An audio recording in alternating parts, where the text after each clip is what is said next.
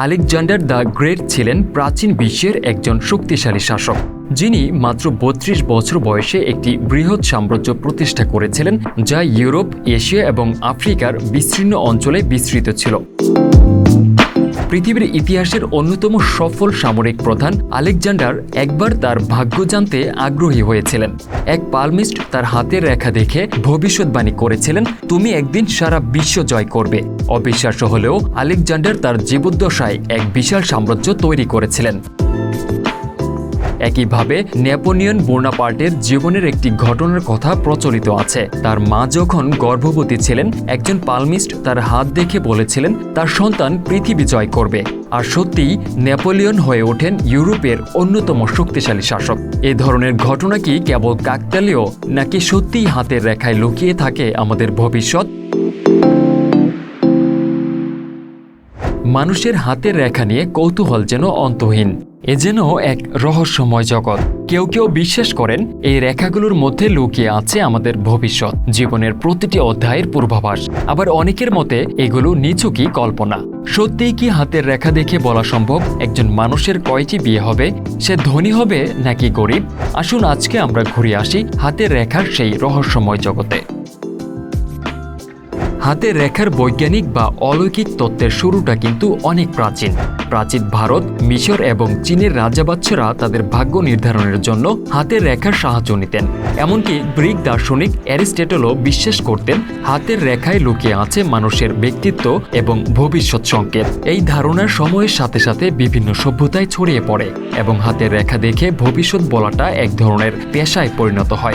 হাতের রেখা দেখার পদ্ধতি, যাকে চিরোম্যান্সি বা পালমিস্ট্রি বলা হয়, এটি বেশ জটিল। হাতের বিভিন্ন রেখা আছে, যেমন হৃদরেখা, মস্তিষ্ক রেখা, ভাগ্য রেখা। প্রতিটি রেখার আলাদা আলাদা অর্থ রয়েছে বলে বিশ্বাস করা হয়।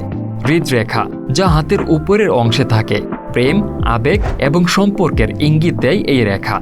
যদি এই রেখাটি পরিষ্কার এবং মসৃণ হয়, তবে বিশ্বাস করা হয় যে আপনার প্রেম জীবন ভালো এবং পরিপূর্ণ হবে। অন্যদিকে যদি হৃদরেখায় ভাঙন বা ফাঁক থাকে, তাহলে সম্পর্কের ক্ষেত্রে সমস্যার ইঙ্গিত পাওয়া যেতে পারে। মস্তিষ্ক রেখা, যা হাতের মাঝামাঝি থাকে, এটি ব্যক্তির মেধা, চিন্তা এবং সিদ্ধান্ত গ্রহণের ক্ষমতার প্রতীক বলে মনে করা হয়। যদি মস্তিষ্ক রেখা দীর্ঘ এবং গভীর হয়, তাহলে এটি মানসিক স্থিতিশীলতা এবং বিশ্লেষণ ক্ষমতার ইঙ্গিত দেয়। কিন্তু যদি রেখাটি ছোট বা ঝাপসা হয়, তখন ধারণা করা হয় যে ব্যক্তি সিদ্ধান্ত গ্রহণে দুর্বল বা বিভ্রান্ত হতে পারেন।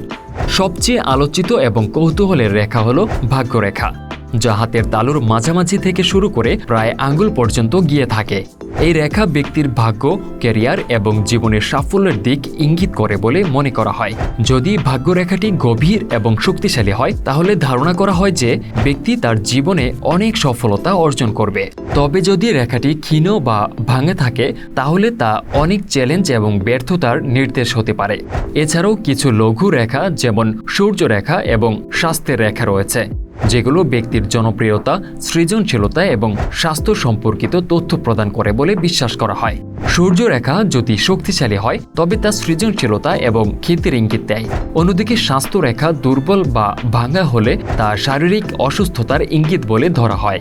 যদিও আজকের দিনের বিজ্ঞানীরা হাতের রেখাকে দেখেন ভিন্নভাবে। তাদের মতে হাতের রেখাগুলো আসলে মস্তিষ্ক এবং স্নায়ুর বিভিন্ন সিগন্যালের ফল। এগুলো জীবনের অভিজ্ঞতা এবং শারীরিক অবস্থা অনুযায়ী পরিবর্তিত হতে পারে।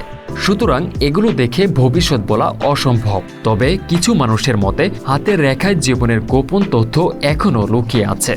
হাতের রেখায় কি আসলেই আমাদের ভবিষ্যৎ লুকিয়ে আছে, নাকি এটি কেবল কল্পনা? আপনার মতামত কি তা কমেন্টস করে জানাতে ভুলবেন না। ভিডিওটি ভালো লেগে থাকলে অবশ্যই চ্যানেলটি সাবস্ক্রাইব করুন।